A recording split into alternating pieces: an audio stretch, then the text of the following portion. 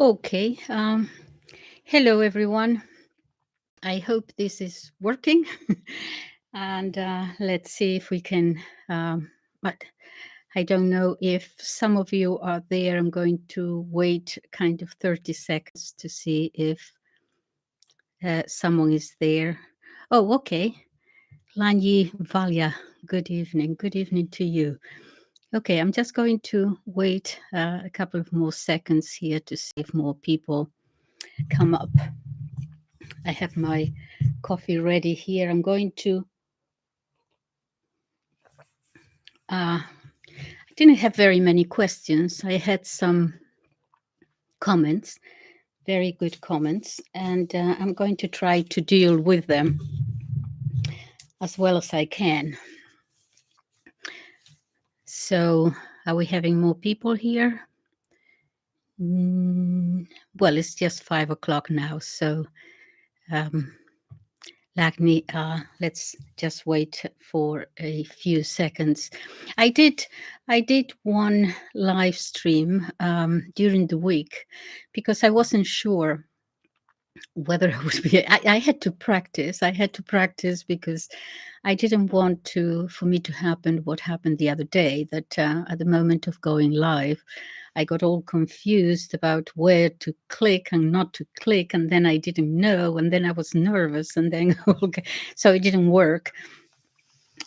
So I said, I thought, well, okay, I'll just have to practice a little bit.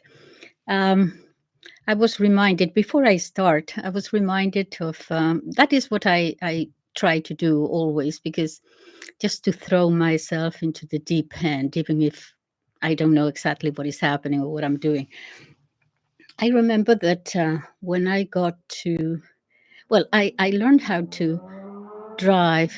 I learned how to drive here in England 40 years ago, but I never actually succeeded in getting my driver's license. I failed the test like twice. Anyway, then I went to live in the United States and I got my driver's license there. And I drove for 20, 30 years, whatever it was. But then I came back to England. I didn't have a car here because I didn't need it.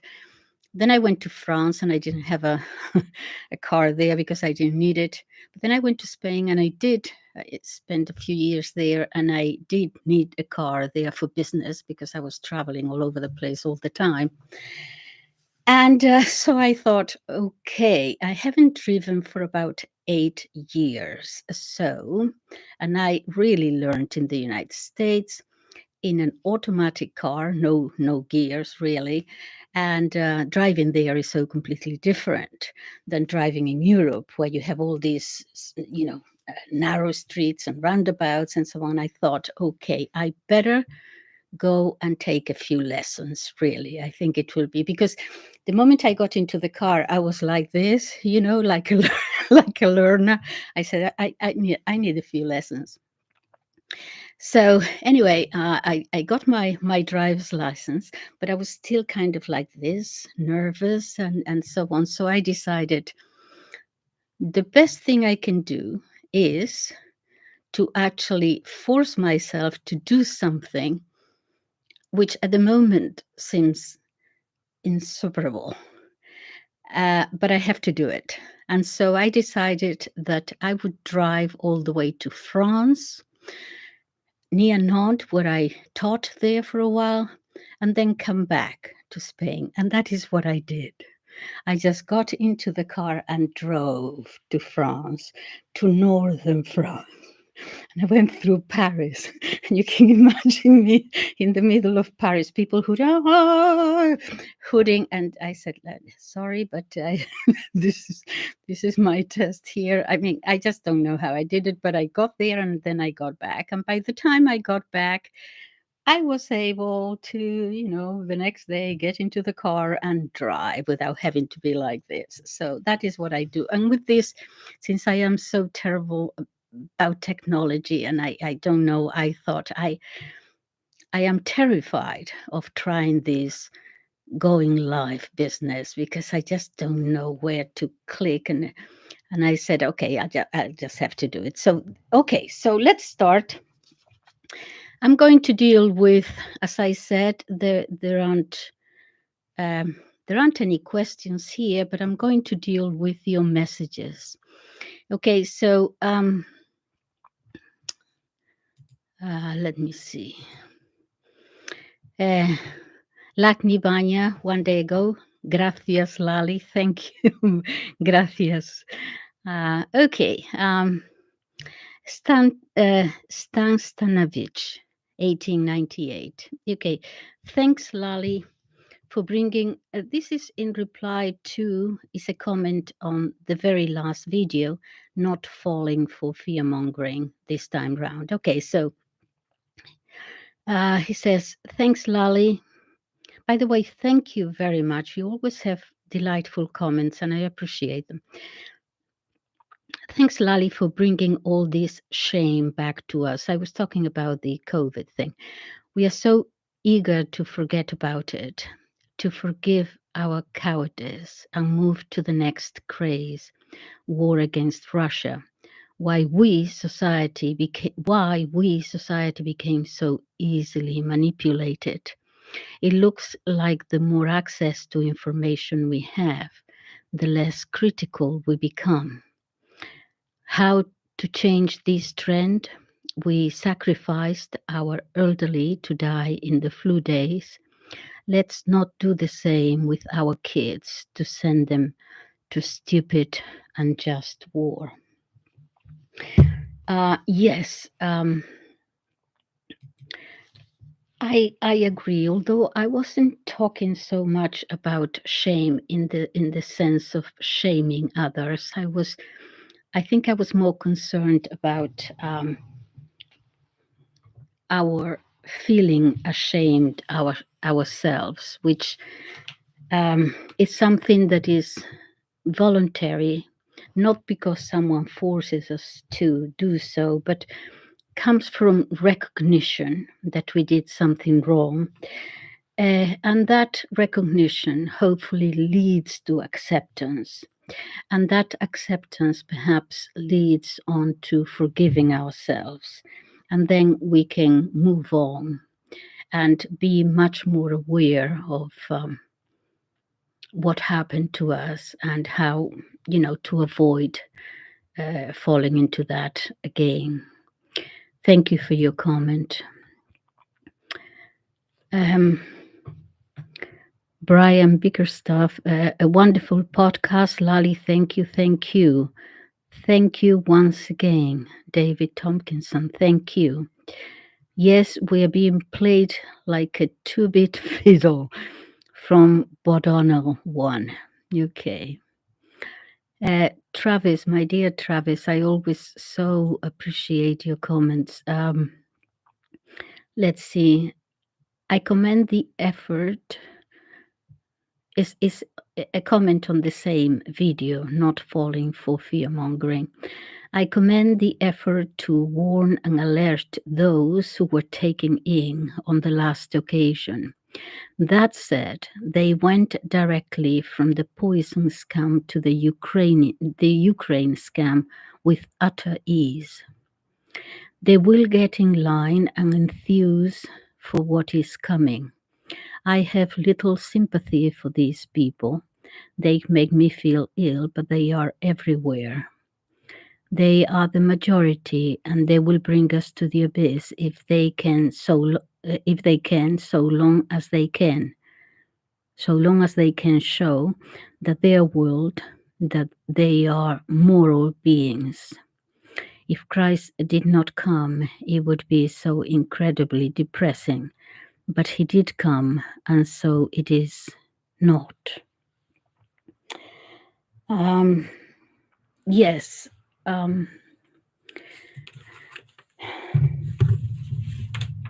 It is, I think it is acknowledged that, this always happens. I mean, what figures do they give us? Is like 80%, let's say 70%, 75% of people do go along, and it's always a 20 or a 25% who do not. I think in any circumstance, in any culture, in any civilization, um, there is always that minority that perhaps dissents from the majority. But at the same time, I don't think we can say that that's 75%. I know you agree, because I know, Travis, that you are a very moral being. Um, at, at the same time, not that the 75% who do not see it, who follow, they are not necessarily evil, as we know. We have to remember that. There are many reasons why people follow indiscriminately. Um, it could be, in some cases, it's irresponsibility. In other cases, it's just simple ignorance. In other cases, it's trust. Trust in what the government is telling you is the truth. I mean, there are many, many reasons why people follow. What we have to consider here is that in the old times, when we lived in villages, in rural areas, before television and so on, of course, people didn't know what was going on in the world. So their didn't know was not necessarily their fault. News just didn't get there. Today, however, is a different case. We can find out. We know how to get information. So why don't we get it? Again, could it be laziness? Could it be that you don't have time? But that would go to responsibility or irresponsibility. You have, as a citizen, the responsibility to be informed. Yeah. Is it because, again, trust? You just simply believe? That is perhaps what anguishes me most, is that the multitude of people who have given up thinking for themselves, that is what worries me. There was, at the end, I'm going to tell you about this particular author that I'm binging on, Jose Manuel Prada, who's written many books, and I have mentioned him before. And I'm going to tell you what he says at the very end, when I go through the comments, what he says about the fact that he writes his books longhand, not on the computer. And it's very, very, very interesting thoughts. Okay, so I'll deal with that at the end. Okay, more. Daddy Cool 228, this was really good. Thank you.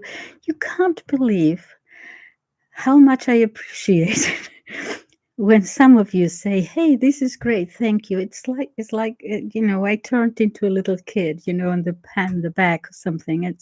It's very welcoming, and it gives you courage, because why do I do this? Anyway, another one, Judith Burgess 952. I was suspicious from the get-go. I didn't buy into the experimental gene therapy, barred from theaters, restaurants, etc., etc., ostracized for months here in France, a sobering period, and a big wake-up call regarding them and us. Yeah, I know what you're referring to. It was actually very, very difficult to see how people. I was like you at that end, and I was just shocked or fascinated by what was going on, watching people. Anyway, okay, let's move on. Another one. It was deliberate fear techniques. This is from Judith Burgess. Mass hypnosis psychology, horrendous evil because it was planned and carried out knowingly. 777, powerful considerations, okay. Another one from 777, this is capitalism and the nature of European man authorities, robbing many different peoples of many different continents of their innocence, unforgivable greed, money, natural resources. Okay. From the same soulless beings is predominant state today, no question.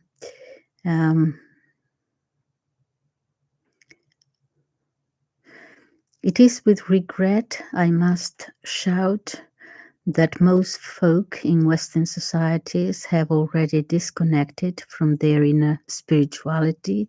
Self-recovery is possible, but the searching work, don't know quite what you mean, but you need to search yourself, I suppose. Unfortunately, yes, many causes for this. But we don't have time to go into that. Okay, another one from Gerard Johnson, 7008. I am gay and I don't disagree. This is a reply to a comment on coming out of the liberal cage on Western culture. He says, I am gay and I don't disagree. I have mixed views of the Pope, not negative, but I agree that France is in trouble from totalitarian extremist liberalism, not classical liberal, but totalitarian urge for progress, nonsensical progress, technology, and agendas of elites. I agree. I'm going to deal with that at the end too. I'm going to come back to France during the war. Okay. Hannah Davia 8791, wonderful. So true that those blessings are a sort of absolution. And thank you for repeating that wonderful Lagrange quote. Yes, the Garrigou Lagrange, yeah, where am I? Here. It says the church is intolerant on principles because she believes, intolerant on practices because she loves. The world is tolerant on principles because it does not believe, intolerant on practices because it does not love. Yes, that is a wonderful quote. Another one from Hannah, I agree, and this is beautiful. This is a comment on the video. Is there not a brave man among us? A call to forming traditional communities, etc. Hannah, I agree, and this is beautiful. Only God will satisfy this longing. I wonder if you ever hunker for Spanish village life. Okay, yes, I was talking about traditional societies. And so I understand the question. Yes and no, because as I have said many times before, I think I'm culturally bipolar. I was brought up in a context, and then I came to England at the age of 17. I was going to turn 18. So practically all of my life has been here in England. And it is amazing how strong those first formative years of your life, the hold that they still have on you. Because I find myself sort of halfway. Would I like to go back to that life? No, I couldn't. I couldn't. I couldn't. I couldn't live in a small place where everybody knew everybody's business. I just find myself that I wouldn't be able to survive that. But there is a different way of doing this. Look, for example, as an example, okay, Hannah, if you live in a tiny village and you have never left that village, you love it and you are with your people and you love everything about it and so on. Okay, so you are at peace with yourself, comfortable. All right. Now imagine that you say, no, I don't want to live in this small town anymore. I want to go out into the wider world and experience all that. All right. And you go and you live in France and you live in India and you live in South Africa and you live in America and Canada and everywhere else. Okay. And then somewhere along the line, after you have experienced all that, you come to the realization that your little village here actually is not that bad. And you come back to it, living very happily there. But the knowledge of that small town is different. It's different from the one who never left it. It's different because you have come to a realization of what the village is. So even if everyone knows everybody's business, you would say, yes, but now I understand why everybody knows everybody and I accept it. And it's actually quite comforting even. Yeah, there is a different way of knowing, yes, than if you have never left it. So here you are utilizing reason and experience, which you didn't have before. I am not at that stage yet. I haven't acquired that kind of wisdom. I think if I went back, I would not be happy. But nevertheless, here there is something that pulls me back all the time. It's like a nostalgia for something, but I don't know. But I think it would have to be, I tell you what, I think I would be happy in a small village here in England.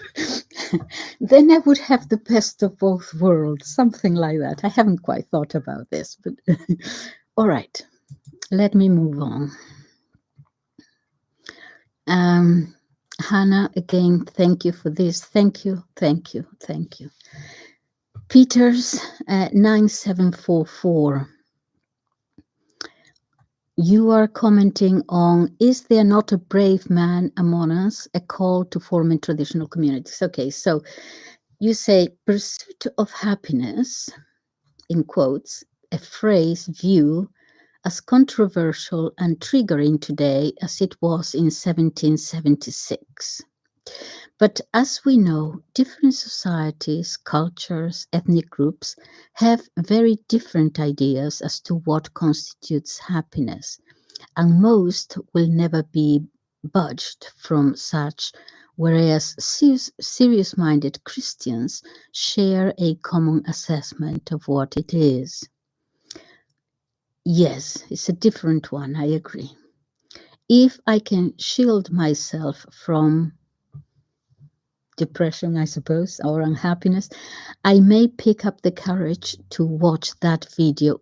Oh yes, the one that I said you should watch it about Sweden. I have been to Sweden a few times. Oh my God. What a materialist, opinionated, atomized. Safety is paramount. Hell hole. Yeah, I agree with that. Thank you for your comment. Stantanevich, 1898.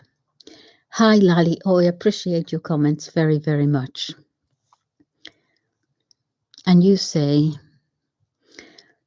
I am at 20 minutes of your lecture, and for the first time, is there not a brave man upon us? A call to form. Okay. I am at 20 minutes of your lecture, and for the first time, I have to say I'm totally in disagreement with you. Okay. You are mixing pursuit with achieving, attempting with getting. Okay. We try all our life to get something, and this is moving ourselves and society forward. More often than not, we do not get what we want, but this is teaching us about ourselves, and in some way contributes to the common good of society, even if in a minute way. And this is what makes us happy, attempts of achieving and contributing action. The opposite to happiness is not to try, to spend life on couch and observing life passing by. As always, best wishes to you, and thank you for educating and inspiring us. Okay. Yes, let me deal with that. This is a very, where am I here? Yeah. Okay. Don't know whether you guys out there, because I don't have any comments from you. Okay, never mind. All right. So in answering this, I know what you're saying. I know what you're saying. You say that I am confusing pursuing with achieving. Pursuing is a challenge. Yes, something that you challenge yourself to something. We challenge ourselves. In other words, we're putting an effort into something. And the achievement of that effort, however big or however small, is what gives us that joy, that happiness, let's say. I agree with that. I agree with that. But in this not confusing pursuing with achieving, what I was saying was that the pursuit itself, the goal has to be realistic. That was my point. In other words, if I want to be a basketball player, it cannot be my goal to be like Michael Jordan, because I will never be so. Yes. Or that is in physical terms, in intellectual terms, if I want to be a writer, I have to be realistic and know my limitations and know that most probably I will never be Shakespeare or Cervantes or Dostoevsky. Yeah. But so that's being realistic about my talents. If my goal, nevertheless, is to try to, just a few steps, because I love writing or I love basketball and I just want to be good at it, okay? However little I achieve, that effort, just a little bit better, will give me that joy, will give me that happiness. Yeah, that is where that achievement, the happiness in that achievement comes from. But what I cannot desire is to be Dostoevsky or Michael Jordan. Okay, so the writer here that I was mentioning was commenting on the fact that an individual kept sending him manuscripts. And it was obvious, being an experienced writer, that this person would never really make it as an author. Now, perhaps the person just in writing those manuscripts was happy doing that, trying. But the fact is that you have to have a goal at the same time. Yes. So his point was that he was trying to help him in saying, probably at 20, yes, but when you're 50, you might be unhappy and resentful that perhaps you put all your effort in something for which you had no talent. Yeah, he was trying to be helpful.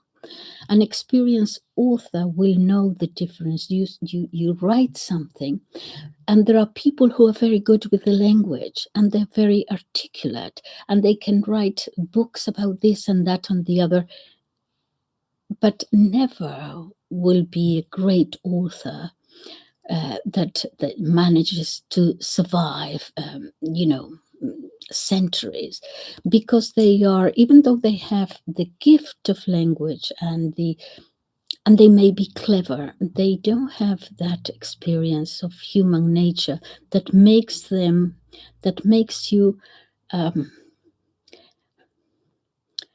profound. So they stand here writing good books, but at a very shallow level. Okay, now you could, if you are good with language and if you like writing, write that sort of book, but don't try to be Dostoevsky because you don't have that talent. Yeah. So then it becomes bad. Just stay here at your shallow end, writing books about whatever it might be. Yeah. And an experience, a good author will know the difference of how shallow or how deep you are. Um, at the same time, you could, um, you're young and you still don't know how to write very well, but there might be potential there. I remember when I was young, I was applying to go to university, and my official education had been in another country, and I hadn't done. I was applying to Oxford, and I didn't have all the things that you have to have in the background to get to Oxford, obviously, especially to study philosophy, political philosophy. I didn't have the background, okay? And my tutor, the one who wrote a reference for me, he told me this many, many years later. He didn't tell me at the time. But he, in his letter of reference, he said that I was nowhere near what is required for entry, but that I had a great potential to be a thinker or something like that. He said, he told me this many years later. I didn't know at the time, and it was on the basis, I think, of how he wrote that reference that I was accepted. um my goodness, so in other words, a wise experienced person can see if there is potential there, even if your writing at the moment is really bad. But if it is bad or good, and there is a shallowness there, they can see it right away. That is what this author was trying to explain, that I was referring to. Okay. Let me see more. um, Imran Khan, I'm sorry, Imran Akan. Oh gosh, Imran Akan. Okay. This is a comment on help me out. Trump, Russia, Europe questions I have, trying to figure things out. Trump's strategy to dismantle the dangerous unipolar world and ushering the multipolar world can't do it with clarity. Keep generating contradictions and moving forward. Yes, a lot of people are confused. It seems to be influencing two different directions there. Um, Another one coming out of the liberal cage.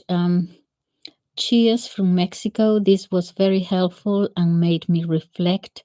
Thanks. Thank you, Elizabeth. Thank you. Jeremy, Ho3VI. They wish to expunge Christ from history. Oh, I'm sure of that. Yes. Travis, let me see. Many cardinals, many bishops, and many priests are on the road to perdition and are taking many souls with them. Our Lady of Garabandal's message given to the children during the Second Vatican Council. The social transformation will come individual by individual. These evil regimes do always fall, but sadly, their demise always occurs following the relentless shedding of blood. We are so far gone at this point, it is hard to see how sanity could return without immense suffering.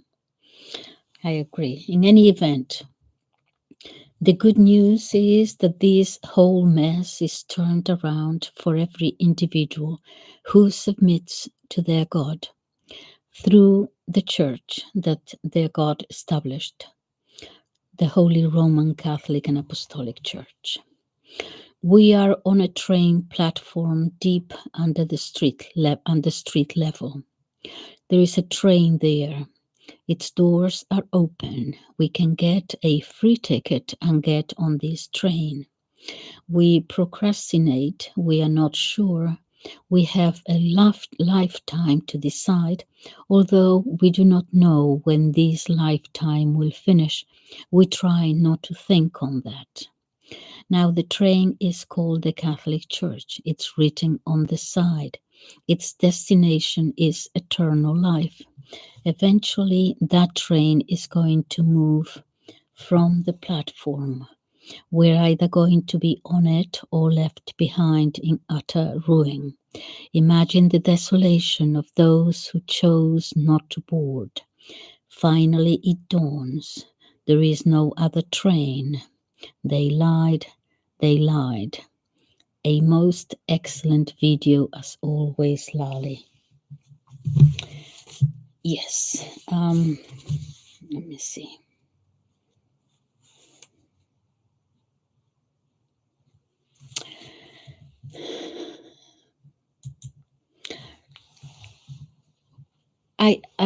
Let me put it this way, Travis, because you see, I don't think I agree with you, but I don't think that we can start with that about the Catholic Church,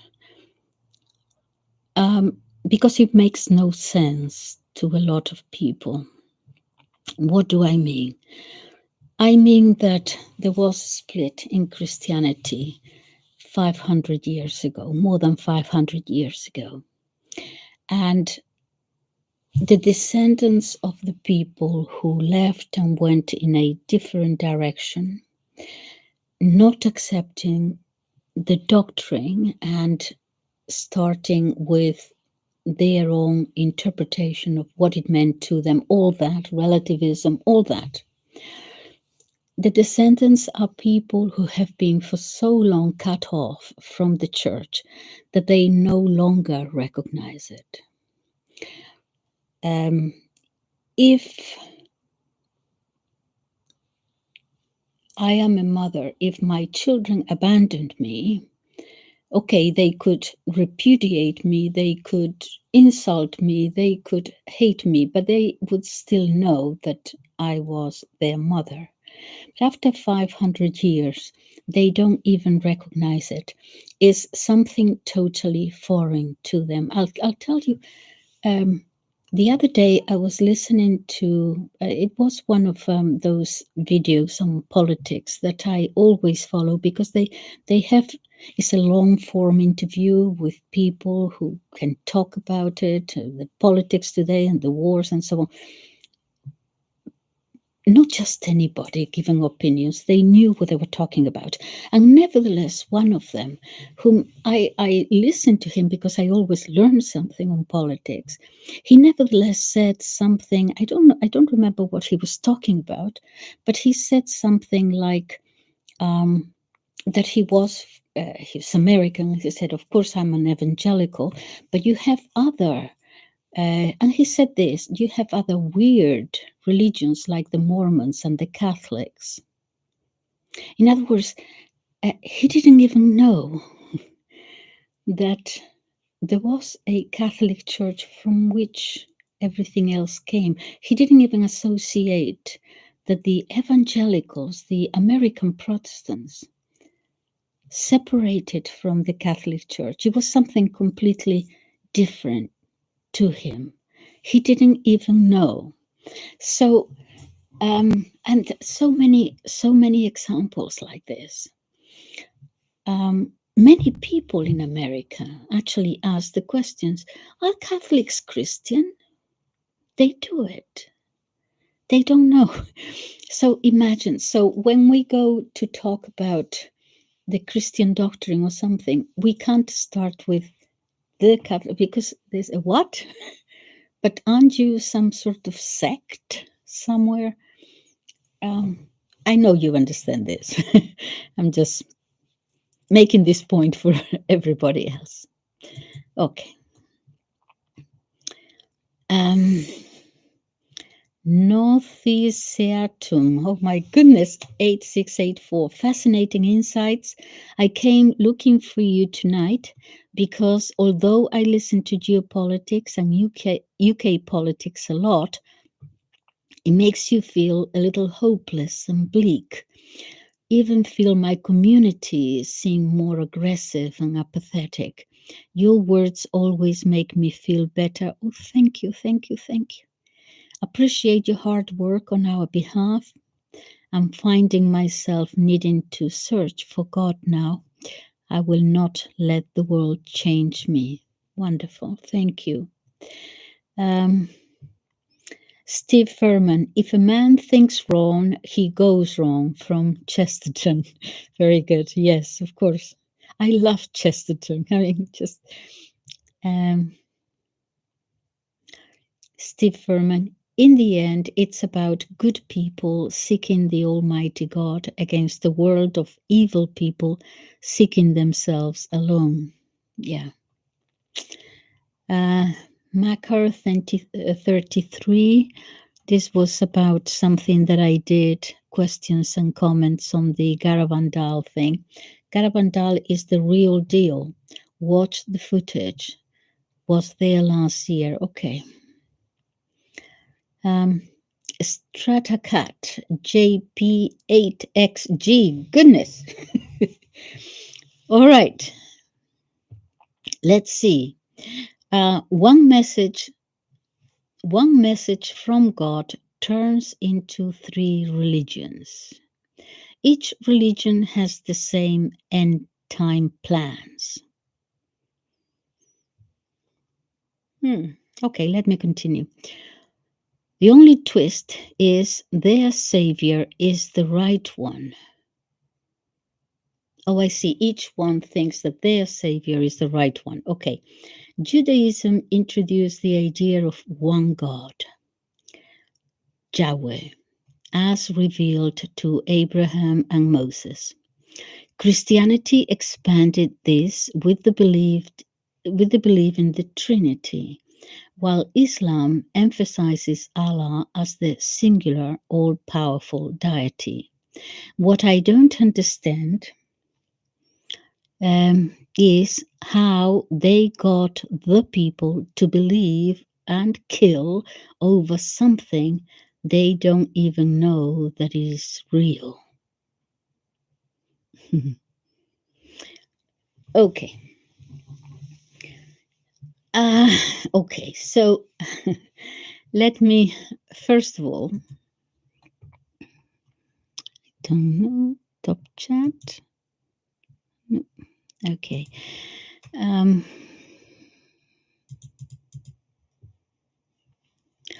Okay, the first thing is, what do you mean by real? I'm not playing semantics here, okay? It's just that there is a, if by real you mean that it is there, that you can prove, you have proof for it. there are many things that are real and you can't touch them or you can't see them. They are abstract.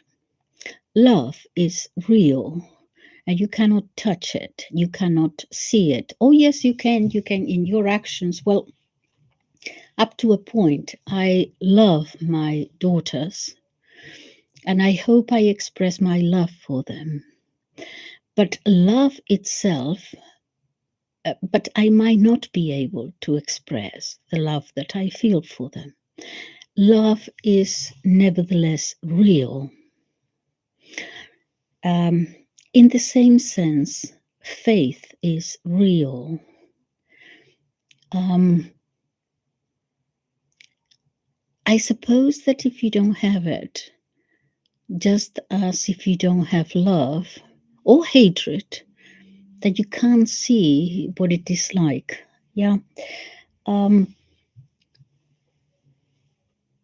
but to many people, faith is real. Now, you say about, what do you say about the Trinity? Hold on. Each religion has the same end time plans. I don't know. Do we? Do all the religions have the same? I know that Christianity, Christ will come again to judge. Yeah, okay. I don't know. Yes, the Jews believe that the Messiah will come too, but I don't know whether, couldn't say it was exactly the same thing. And I don't know what Islam believes about end times, so I will not say anything. So the only problem is in your mind, which savior is the right one? The savior, as I said, is different. You understand it differently, I believe, if you're a Christian or if you're Jewish. I don't know what Islam says about this. Judaism introduced the idea of one God, Yahweh, as revealed to Abraham and Moses. No, actually, before Judaism, the Egyptians, the king, forget his name now, was perhaps, as far as we know, the first one who did away with the ideas of multiple gods and believed in the one immortal God. And that stayed as the religion of Egypt for a while, for quite a long while, but then it went back to Isis and the Nile and so on. But the amazing thing is that the Jews were at that time there in Egypt. That is when they were in Egypt as slaves, I believe. Yeah. So anyway, but that's a minor point. You say Christianity expanded this with the belief in the Trinity. Yes, do you understand what the Trinity is? Because it's not three gods. Yeah, it's one God. You understand? But I'm not going to go into natures and essence and things. But let's just say, as a shortcut, don't hold me on this. Let's say manifestations, which is not the right word at all. Okay, but it is one God. It is one God. Okay, so I hope you didn't think that it was three gods in Christianity. And Islam emphasizes Allah as the singular, all-powerful deity. Yes, well, the same as Yahweh, the same as God, the Christian God. So they do not differ on that, except that, yes, in Christianity, the difference is that we believe that God did incarnate. Okay, that is the main difference. And what I don't understand, you say, is how they got people to believe and kill over something they don't even know that is real. I dealt with the word real, that real love and hate can be as real as this cup of coffee in front of me. Okay. But people kill for all kinds of things. Yeah. Is not only is not only those who believe in something. You see, the problem is here we get sometimes terribly confused because we are used to talking about consensus. And consensus means that, for example, politicians, okay, this is by the by, but that it is important for politicians to reach a consensus, okay, or to compromise, okay? And you can compromise being logical and you know, a bit of common sense on things that are tactical. We can compromise on whether we build this road here or there, or whether we increase taxes by 1% or 0.5%. We can disagree on that, and then we can come to a consensus and a middle point where no one wins everything or loses everything, and everyone is happy. But how can we reach a consensus on something? If you believe in God and I don't believe in God, how can we reach a consensus here? We can't. On questions of principle, you can't reach a consensus. You can respect the others, but you're not going to reach a what possible compromise could you get there? That you believe in one God that is not really God, but it's called, I mean, what kind of thing? Okay. On matters of on principle, you cannot compromise because you sell your soul the moment you do.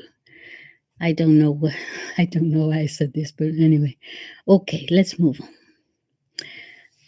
Peters. Ordinary mortals have to be out on the street trying to get the word out. But we know that the forever powerhouse go on their inexorable way. As we know, the vast majority love what they are in and have no idea it is a cage. The falls always being toppled, Anatolia is fiercely Turkic, yet most of the population has no idea that the vast majority of people inhabiting Turkey ethnically are not Turkic. Bergoglio and his thin edge of the wedge blessings, I don't know what you mean there. It's probably a miss. Okay. Another one. Jean Myers, Trump is out of control. Is out of control. Okay. Also, on my video, help me out. Trump, Russia, trying to figure things out. Also, look up Dr. Deep State on American politics. Trump and crew. Okay. Another one, if you want help on geopolitical topics, look up E. Michael Jones' last two interviews. All right, Fuanum 3441.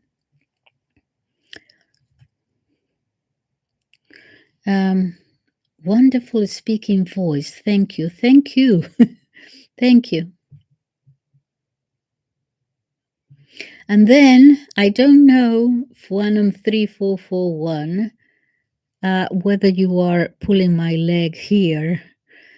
You say, interpreting tradition, are you the leader of a kingdom? I want to devote my life to the service of your empire. Are you, well, obviously you're being sarcastic, but about what? I hope you don't think I am being too clever. Too clever by half. Anyway, I appreciate what you said earlier.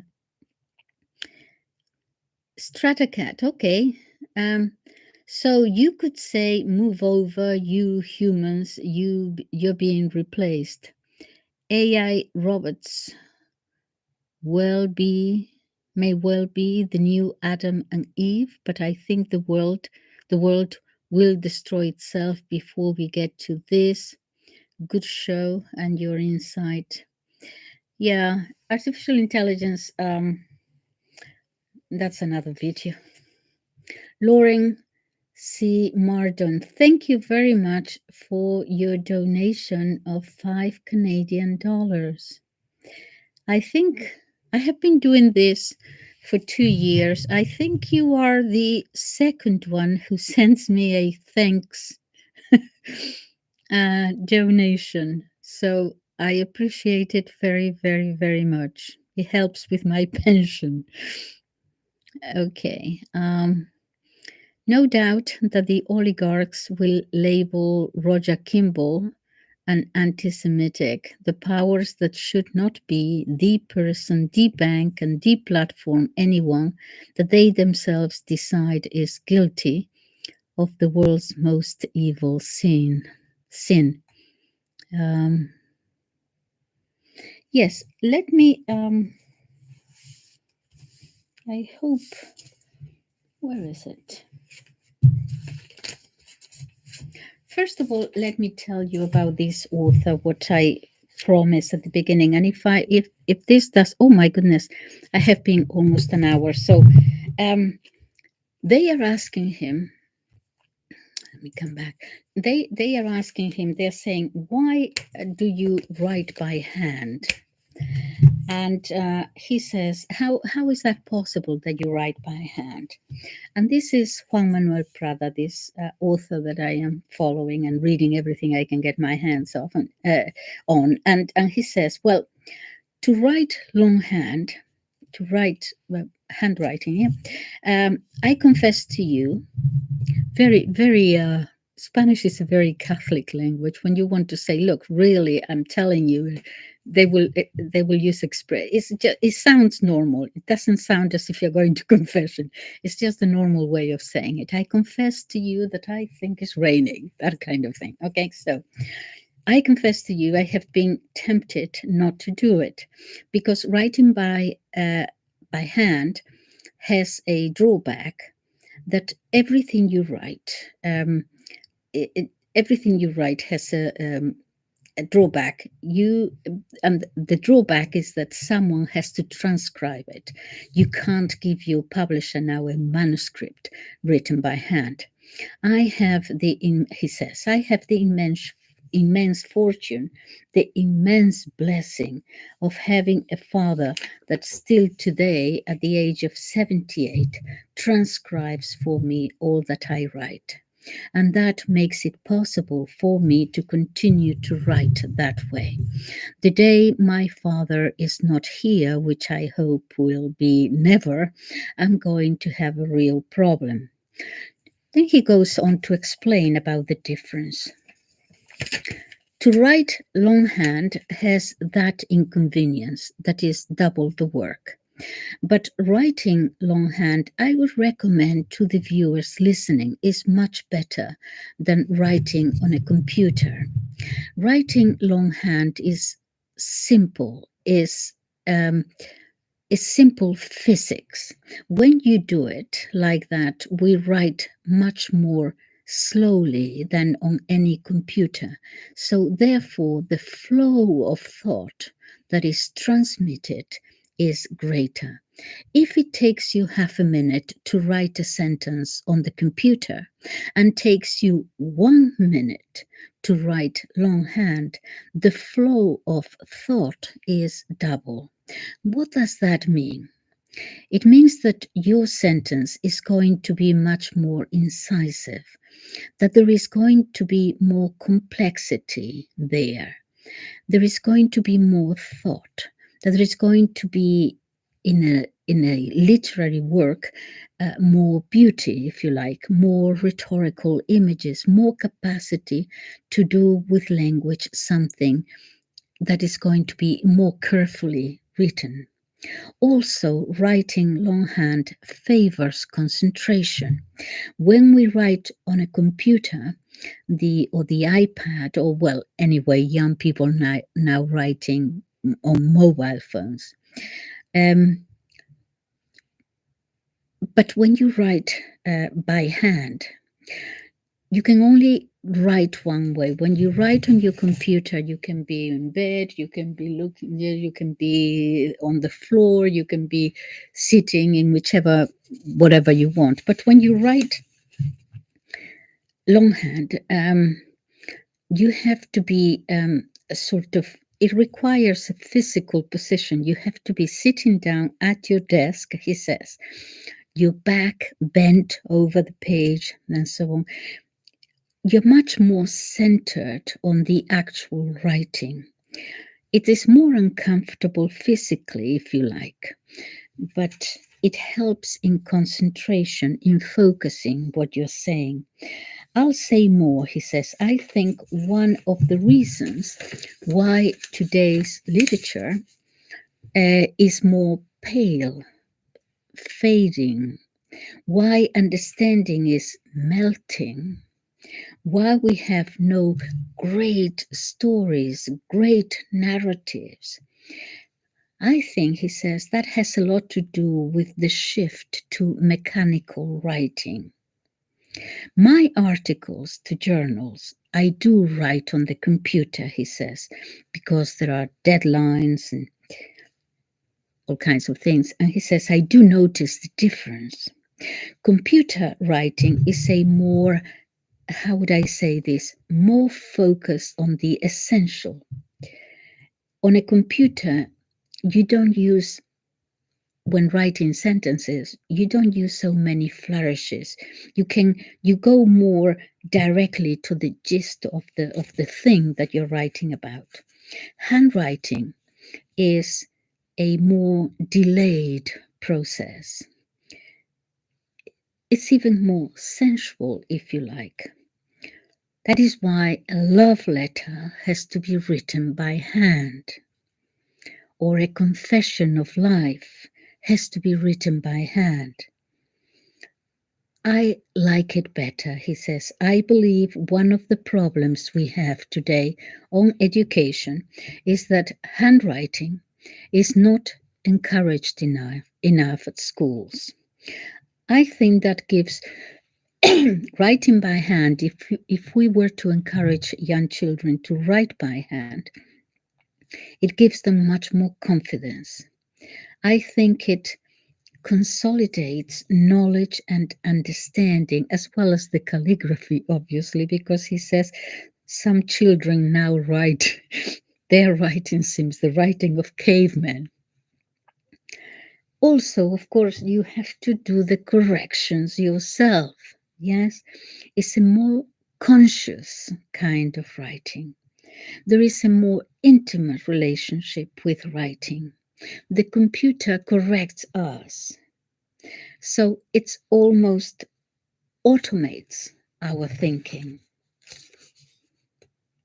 I would advise everyone, he says, to conclude this, I would advise everyone to do a little bit of handwriting every day. Some notes, some diaries, something.